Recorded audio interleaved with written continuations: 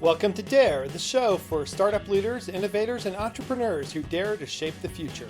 Dare is brought to you by the Oregon Entrepreneurs Network, OEN, and Darwaft, the superpower tech team that can make your vision a reality. Well, welcome to the show, Jude. It's great to have you with us. Jude is a very experienced entrepreneur across multiple dimensions. She came out of background work at Kellogg, at Hallmark in New Zealand, creating global foundations, and now she has a startup in the Portland area. So we're really excited to talk to Jude and to hear about her entrepreneurial journey. Welcome to the show, Jude. Ned, it's divine to be here, particularly on a program called Dear. I love it. Well, thank you. We are really interested in your journey because you started as a big company gal, right? So tell us some about your big company experience. And you were there for quite a number of years, right? Nearly 20 years. It was all a bit of it's an odd story, really, Ned. I am a failed Irish Catholic. I was expelled from school at 14. I am uneducated. And for some strange reason, I did end up being a regional director for Elizabeth Arden for 14 countries across Asia Pacific for nearly 10 years. Yes, general manager of Kellogg, 16 countries, Hallmark, so on, so on. So, yes, it was a surprising corporate life for a girl that was uneducated and always known as a bit of a rebel, actually. But at the age of 40, I decided that I'd done enough. My main priority was raising my son. He was now by then 36 because I had him as a young teenage girl on my own. And so at 40, I thought, enough. I've proven it. Now I'm going to do what I believe in. So I left Mhm. corporate life after 20 years. Yeah, Escaped. I think that kind of entrepreneurial vision and that risk taking, that's probably why you were so successful in the corporate world. You were willing to take the risks that maybe other people weren't. Look, I actually think that so many of us are just simply creative, but we bury our creativity because we think, oh, I'm going to come across. I also believe that we are all neurodiverse. And in Uh-huh. fact, if someone has got the strength to say, hey, let's try this weird idea, I think Uh-huh. it's the best thing you can do for yourself if you believe in it. Yeah. Right, Yep. right. Well, so you've done work with nonprofits. One of the significant nonprofits that you helped to create was the Robin Hood Foundation, right?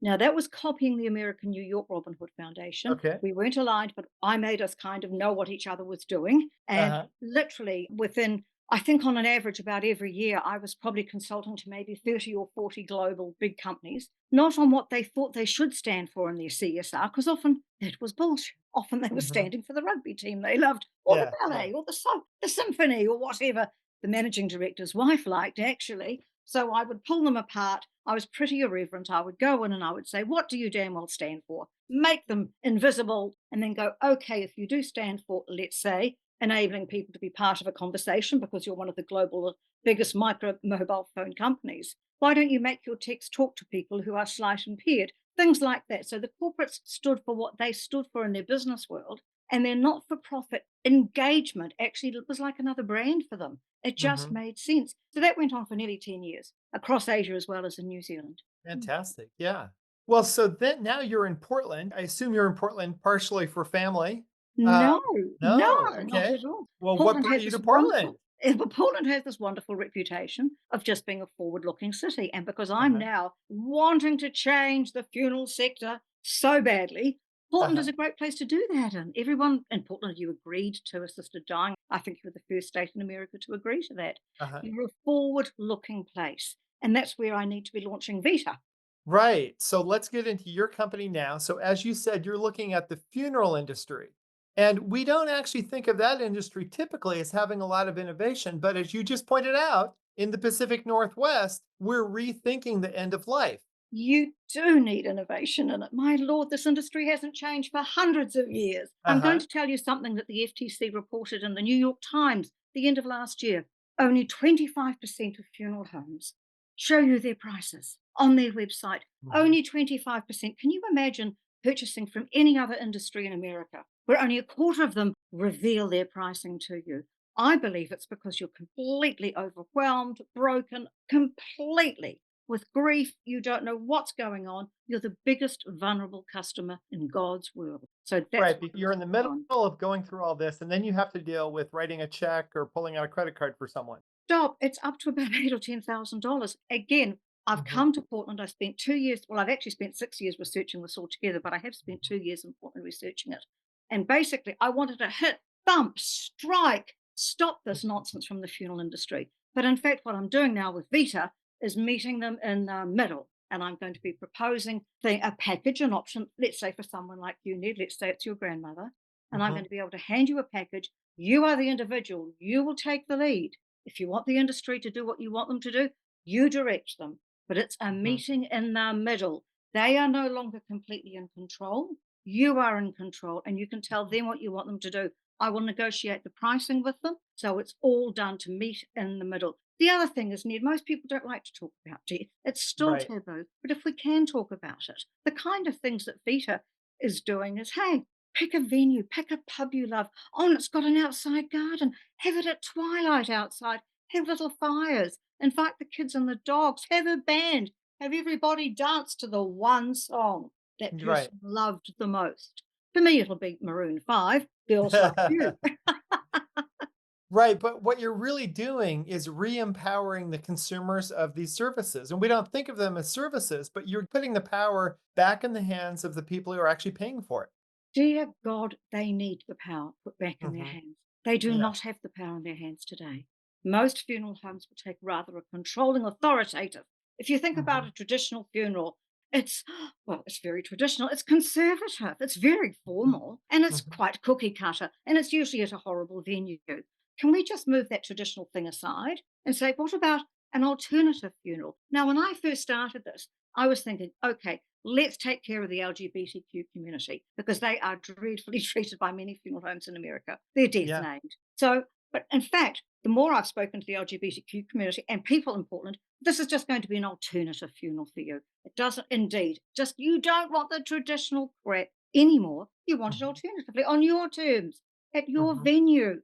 With who's speaking is up to you. Most people don't realize they don't need embalming or a coffin or a hearse or even a funeral home. But if you do want them, maybe for the transport, although I tell people, drive them yourself in an old VW combi van. Come on, step up and be. One thing I've learned, Ned, is that being creative when you're Uh-huh. saying goodbye to someone you loved is probably the best thing you're ever going to do in your life. And you'll be proud. Right.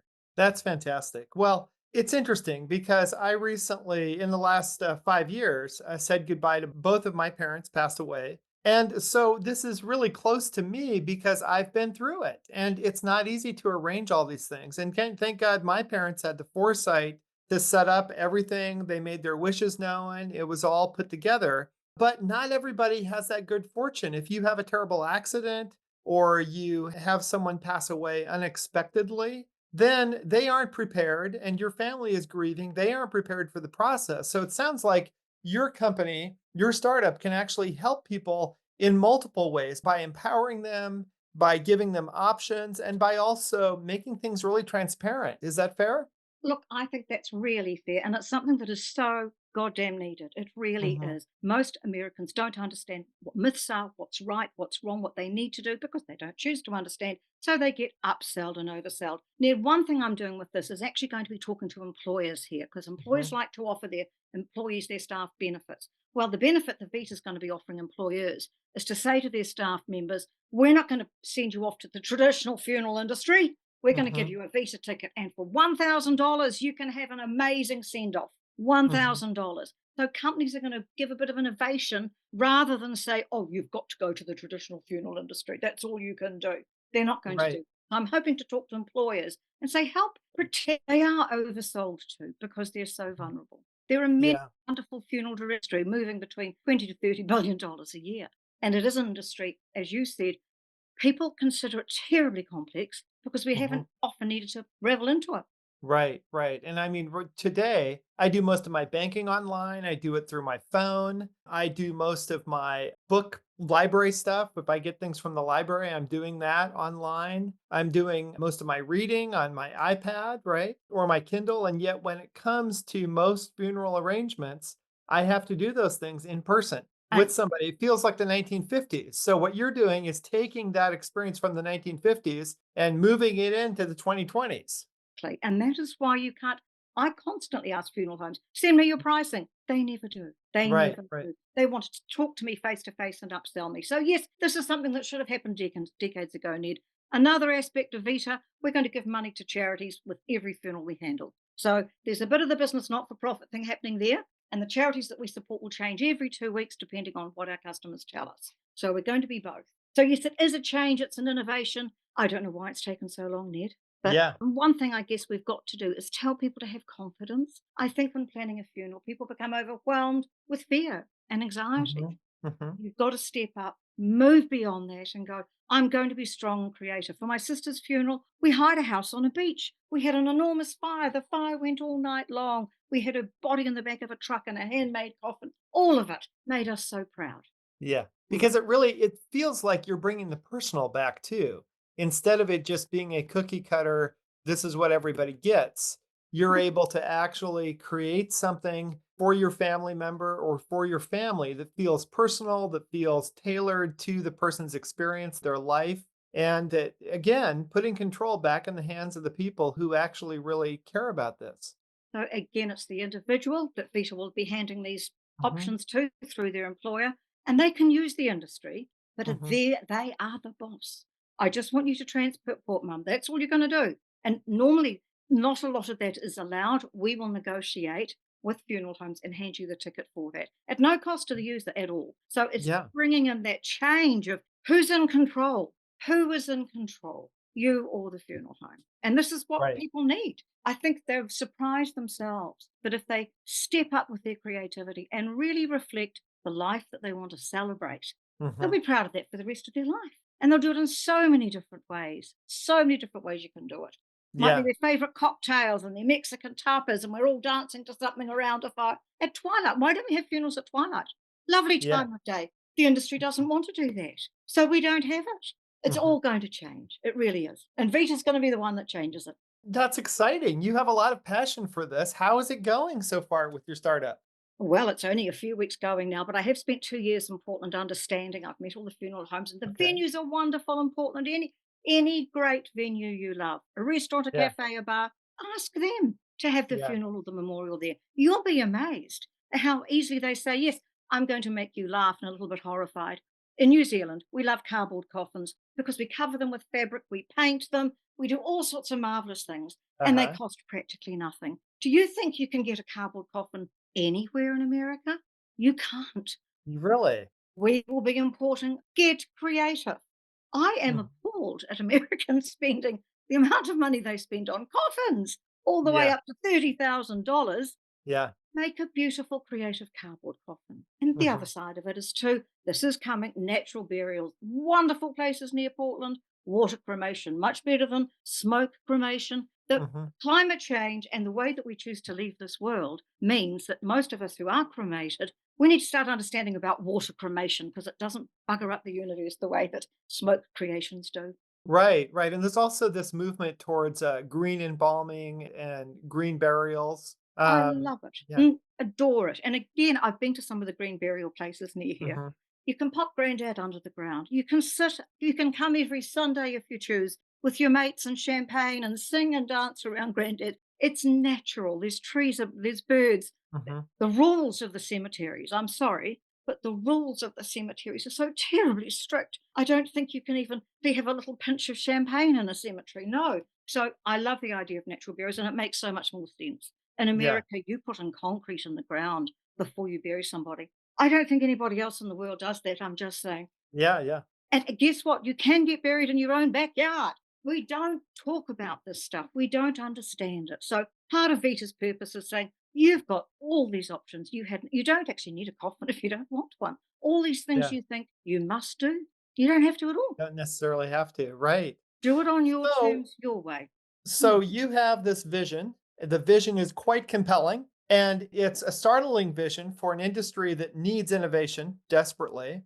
And you've been around for a few weeks now as a company. So what's the trajectory going to look like? At the moment, what I'm doing is I'm talking because I spent 2 years here already doing another startup to sort of understand the technique Mhm, of this industry. So at the moment, I'm talking to employers saying, why don't you protect your staff?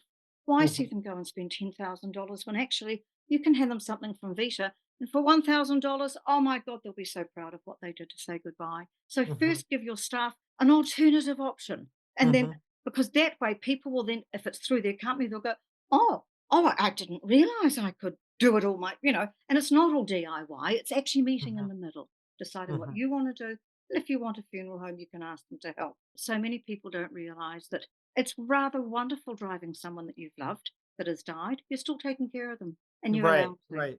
Just get your Well, name on that death certificate and you're allowed to. and this is another life passage that needs to be changed. So, like the wedding industry went through a lot of these changes. Now we have websites like the Knot, and we have all sorts of alternative ways of getting married. It used to be just, in front of a priest in a church. That's not so much the case here in Portland anymore. People get married in all sorts of places in all sorts of ways. People get married on kayaks, people get married on mountaintops. And people also have changed the birth industry, which is another passage, right? And so what you're Look, saying is this is another passage that we need to think in new and creative ways about, right? you're totally right. And for 2 years, I did run in Portland something very like the Knot.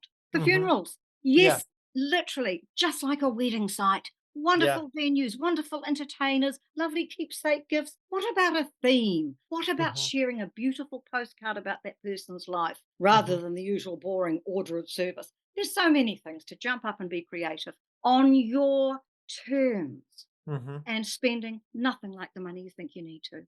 Yeah. Yeah. So in terms of your next steps, in Mm. terms of next steps, you're talking to corporations as one avenue to get to market. And then are you going public with this in a big way in Yes. the next year, or what's your plan? Absolutely. Oh, look, it'll be in about 2 months' time. Vita's site is up now, full of lots of information to tell you that Yeah. what you think is so often bullshit. What you can do is just so big and amazing. So go Yeah. and have a look at Vita's website, Vita Viola. And yes, if individuals want our help, they'll get our help as well. They can just apply. Basically, what we're going to do is negotiate some tickets with the bulk of funeral homes across America, some options that are different, cost you, as I said, from $1,000. And when people are handed those, they don't ha I did research, 75% of people who had arranged funerals with the funeral home, 75% wanted to challenge the funeral director, but they didn't. They were overwhelmed. They were completely crumbled with grief. Of course, they didn't challenge. 75% wanted to. Yeah. Can we just sort of take that and go, let's give people the right? Let's give people that sense of, hey, I'm enough to do this. Yes, I might manage Dad's funeral, and maybe some of the people that come didn't really like that everyone was drinking whiskey toasts around the fire and whatever, toasting him. But I'm glad that I did that for Dad. And it's Right. just, hey, you are enough to do it. Yeah. Yeah. That's a really great vision to give people ownership of their end and to give their families a sense of real shaping of what they want it to be like and of giving them options and transparency. It's a great vision. What if we wanted to know more, we would visit your website and then what else would we do? Oh, Would look, that be where you'd sign up or? look, people don't need to sign up. Have a look at Vita Viola. What I'm asking for at the moment is to help me with the research. Okay. Please tell me, one, what kind of funeral experiences have you had? Certainly from the LGBTQ community, I want to know that because I want to know how to fix it. But Yeah. anyone else who's had a funeral experience and they've thought, so many people, I've asked over 200 Uber drivers, sneakily, free market research. I've said, tell me about the last funeral you went to. They've all said, oh, it wasn't great. So come on, Yeah. let's step up on that. So yes, contact me, tell me the experiences you've had. But the most important thing from Portland is, because it'll be different to everybody else, tell me your dream. Tell me your Right. dream. Are you all on a boat at sea? And is your body going to get tipped off? It can. Is your body going to get tipped off? Tell me what you want as your dream. Because Hmm. actually, your dreams are really quite possible too. If you want to be shot Yeah. up into the stars, well, your ashes can do that too. So just indeed, indulge creativity rather than feeling you've got to follow the rules.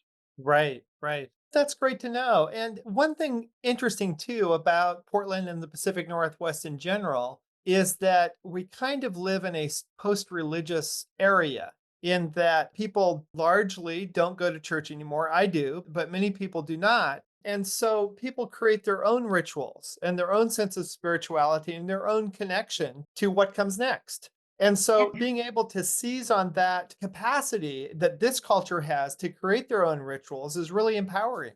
And Ned, what you've just pointed out is one of the main reasons I'm in Portland, Oregon.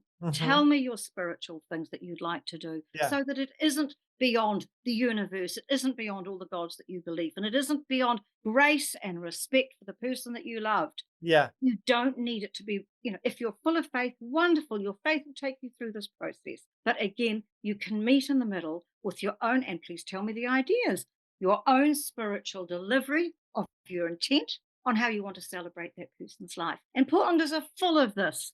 Yeah, Mm, absolutely. Well, they this is a are. great vision and really, really interesting domain that you're in. Sorry, my brain is just percolating on all these ideas. So, we have one final question that we sum things up with, which is what do you dare to dream? And you can think of that as many different ways. But for you, Jude, tell Yep. me, what do you dare to dream?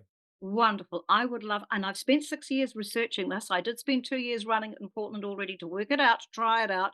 I dare to dream that this happens more naturally than I think it could, Uh and huh. that people just go, yeah, the funeral industry isn't in charge. I'm in charge. I can still use them, but I am in charge. Giving people that enablement, that sense of security that they can do it. If they're good enough to do it, that will be the dream for this, to see that happen more naturally and easily as it should.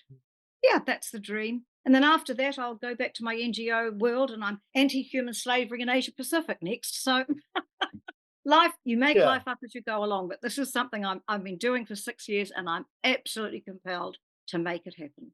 I thank you. Fantastic. Yeah, Yeah, well, thank you so much for your time. This has been a really interesting conversation, and I hope to see you at more OEN events in the future. you certainly will. I love being here. I'm so grateful. I thank you. Yeah. Thanks to our guests today for their insights into the entrepreneurial ecosystem. We wish you all the best in your startup journey. The Dare Show is brought to you by the Oregon Entrepreneurs Network and by Darwaf, the superpower tech team that can make your vision a reality. Visit us at oen.org or at darwaf.io. Thanks again for listening. Till next time.